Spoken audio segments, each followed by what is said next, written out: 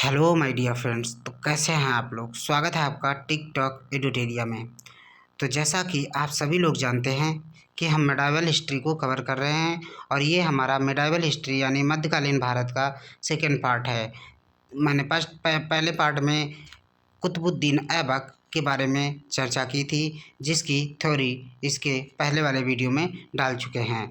तो अगर आप लोग इतिहास पढ़ना चाहते हैं, इतिहास के क्वेश्चंस को कवर करना चाहते हैं, तो हमारे इस सीरीज़ को फॉलो करें।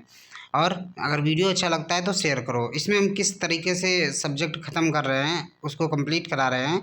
इसमें हम पहले जो स्लेव डायनेस्टी है यानी दिल्ली सल्तनत के बारे में बात करते हैं, और जो स्लेव डायनेस्टी है इसको पहले उठाया है। और जब ये स्लेव डायनेस्टी के सारे शासक कंप्लीट हो जाएंगे, उसके बाद हम आपके लिए लाएंगे 100 MCQs, जो कि मोर देन सफिशिएंट है किसी भी एग्ज़ाम के लिए। अगर आप लोग इस सीरीज़ को फॉलो करते हैं तो यकीन मानिए आप किसी भी एग्ज़ाम में बैठेंगे तो हिस्ट्री से रिलेटेड कोई भी क्वेश्चन आपका छूट नहीं पाएगा। वो क्वेश्चन कितना भी घुमा के पूछ ले या कोई भी पूछ ले। तो चलिए शुरू करते हैं आज का सेशन। आज के सेशन में हम बात करेंगे 1210 से 1236 ईस्वी के बारे में। तो जैसा कि 1210 से 1236 में इल्तुतमिश का इतिहास के बारे में कवर करेंगे। ध्यान रहे दोस्तों, इसकी एक लाइन एक क्वेश्चन है, तो आप लोग इसको प्लीज़ वीडियो को अच्छे से देखें ताकि जब MCQs आएँ तो आप लोग उसका आंसर पहले से कर पाएँ। तो चलिए शुरू करते हैं। तो देखिए दोस्तों, ये हमारा मेडाइवल हिस्ट्री का पार्ट 2 है। तो देखो क्या हुआ था, जब कुतुबुद्दीन ऐबक की मृत्यु हो गई थी 1210 ईस्वी में, उसके बाद इल्तुतमिश दिल्ली का संस्थापक बना था। तो वो दिल्ली का वास्तविक संस्थापक कहलाता है। क्वेश्चन पूछा जा सकता है तो कि दिल्ली का वास्तविक संस्थापक कौन है, तो उसमें आएगा कुतुबुद्दीन ऐबक, लेकिन उसमें कुतुबुद्दीन ऐबक आंसर नहीं होगा, उसका आंसर इल्तुतमिश होगा, क्योंकि इल्तुतमिश को ही दिल्ली सल्तनत का वास्तविक संस्थापक माना जाता है। इल्तुतमिश का शासनकाल 1210 ईस्वी से 1236 ईस्वी तक रहा, यानी कुल 26 वर्ष तक रहा। इसने अपने शासनकाल में बहुत ही अच्छे काम भी किए, जिससे इसे इल्तुतमिश को दिल्ली सल्तनत का वास्तविक संस्थापक माना जाता है। यह कुतुबुद्दीन ऐबक का दामाद एवं गुलाम था। जैसा कि आप सभी लोग जानते हैं, कुतुबुद्दीन ऐबक गुलाम था मोहम्मद गौरी का, वैसे ही कुतुबुद्दीन ऐबक का ये गुलाम था। तो ये गुलामों का गुलाम था। ये भी क्वेश्चन पूछा जाता है कि गुलामों का गुलाम किसे कहा जाता है, तो आपको आंसर देना है इल्तुतमिश। और इसने कुतुबुद्दीन ऐबक की बेटी से शादी करके दामाद भी बन गया था। दिल्ली का सुल्तान बनने से पहले इल्तुतमिश जो था वो बदायूं का सूबेदार था।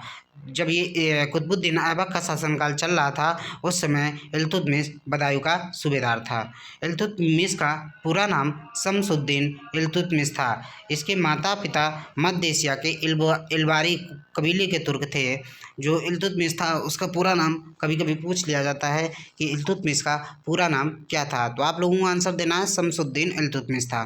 तो चलिए चलते हैं नेक्स्ट पे।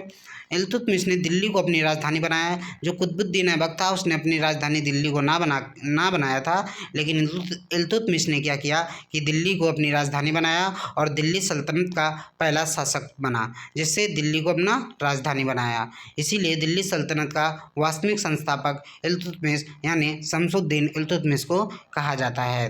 इल्तुतमिश ने अमीर सरदारों का एक दल तिरकान ए चहलगामी बनाया था। क्वेश्चन आपसे पूछा जा सकता है कि तिरकान ए चहलगामी किसने बनाया, तो उसमें आपको ऑप्शंस मिलेंगे। आपको याद रखना है कि जो इल्तुतमिश था उसी ने 40 अमीर सरदारों का एक दल तिरकान ए चहलगामी बनाया था, जिसमें क्या था 40 अमीर लोग थे, सरदार थे, जो कि किसी भी डिसीजन को लेते थे, उसी से साम्राज्य उस समय चलता था।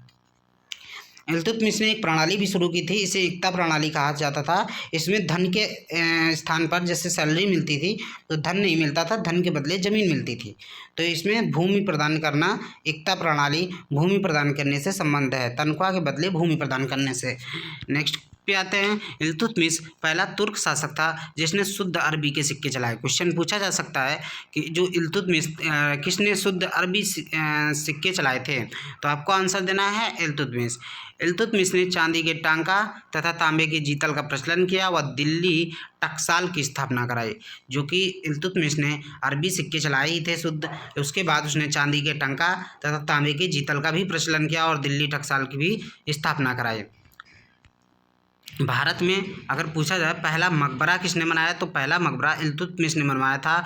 इसने दिल्ली में स्वयं के मकबरे का भी निर्माण कराया था, जो कि स्क्रिप्ट शैली से बना भारत का पहला मकबरा माना जाता है। अगर क्वेश्चन पूछा जाता है कि स्क्रिप्ट शैली में बना भारत का पहला मकबरा किससे माना जाता है, तो जो इल्तुतमिश का मकबरा था उसे स्क्रिप्ट शैली में बना भारत का पहला मकबरा माना जाता है। नेक्स्ट क्वेश्चन हमारा, नेक्स्ट मतलब लाइन है, कुतुब मीनार को इल्तुतमिश ने पूरा कराया व अजमेर की मस्जिद का निर्माण भी कराया था।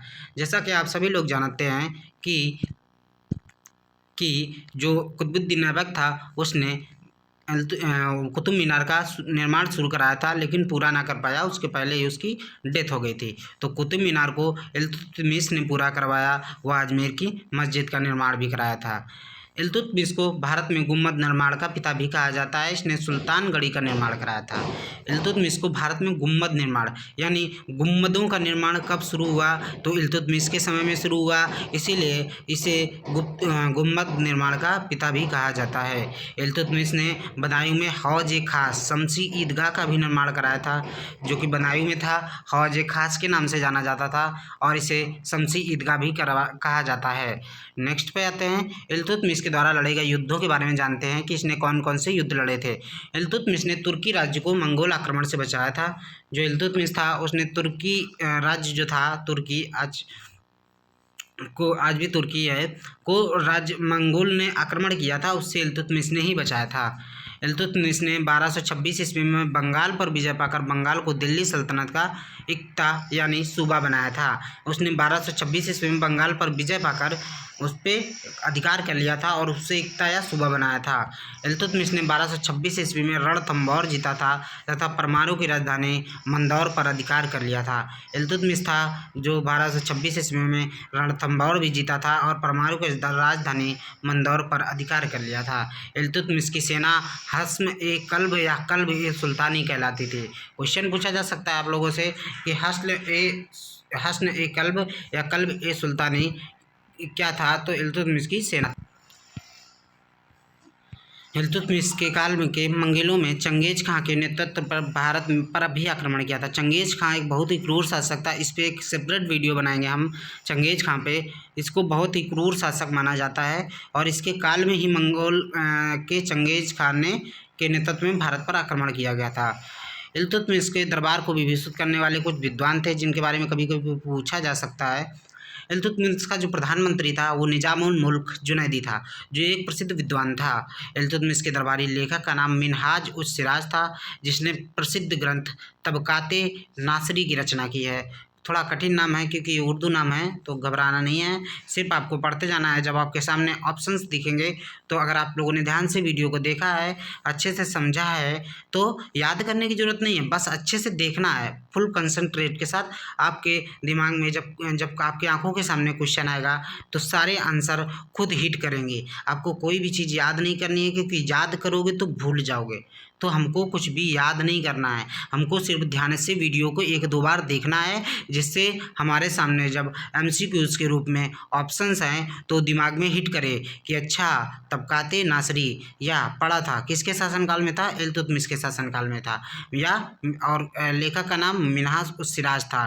तो अगर आप लोग वीडियो को ध्यान से देखते हैं तो यकीन मानिए आपको याद करने की ज़रूरत नहीं पड़ेगी और हिस्ट्री को समझना चाहिए, ना कि याद करना चाहिए। याद करी हुई चीज़ें कुछ समय बाद भूल जाती हैं, इसलिए हमारी बात माने और किसी भी चीज़ को याद करने की कोशिश मत करें, उस चीज़ को ध्यान से फुल कंसंट्रेट के साथ समझें। इल्तुतमिश की मृत्यु जो हो गई थी वो बयाना पर आक्रमण करने जाते समय इल्तुतमिश रोगग्रस्त हो गया जाने के कारण 30 अप्रैल 1236 ईस्वी में इसकी मृत्यु हो गई और इसका साम्राज्य यहीं ख़त्म हो गया। इसके बाद कोई और शासक बनेगा जिसके बारे में हम नेक्स्ट वीडियो में चर्चा करेंगे। तो इल्तुतमिश की मृत्यु कहाँ पर हुई थी, बयाना पर आक्रमण करते जाते युद्ध में नहीं हुई थी, रोगग्रस्त हो गया था, उसके कारण हो गई थी 30 अप्रैल 1236 ईस्वी में। तो अगर आपको वीडियो अच्छा लगा हो तो प्लीज़ मेरे वीडियो को शेयर करें, लाइक करें और चैनल को सब्सक्राइब करें, ताकि आपके दोस्त लोग भी इस वीडियो के बारे में जान पाएँ। और अगर आप लोग हमारा चैनल का सपोर्ट करते हैं तो यकीन मानिए बहुत ही जल्द हम आपको बोर्ड पे चीज़ों को समझाने वाले हैं। अभी हम चाहते हैं कि देखते हैं पहले हमारे लोग हमको लोग सपोर्ट करते हैं या नहीं करते हैं। यकीन मानिए अगर आप लोग हमको सपोर्ट करेंगे तो आपके हाथों में आपकी सरकारी नौकरी होगी, क्योंकि मैं इतना बढ़िया कंटेंट आपको देने वाला हूँ जो कि किसी भी यूट्यूब चैनल में फ्री ऑफ कॉस्ट नहीं मिलेगा। और मैं जितना भी कंटेंट आपको यूट्यूब पर दूंगा, हर एक चीज़ की PDF भी दूंगा और आपको बढ़िया से बढ़िया कंटेंट देंगे, जिससे आप एग्ज़ाम में अच्छा स्कोर कर सकें और मेरिट में आ सकें। तो प्लीज़ हमारे चैनल को सब्सक्राइब करें, वीडियो को लाइक करें, शेयर करें और बताएं कि वीडियो कैसा लगा। धन्यवाद।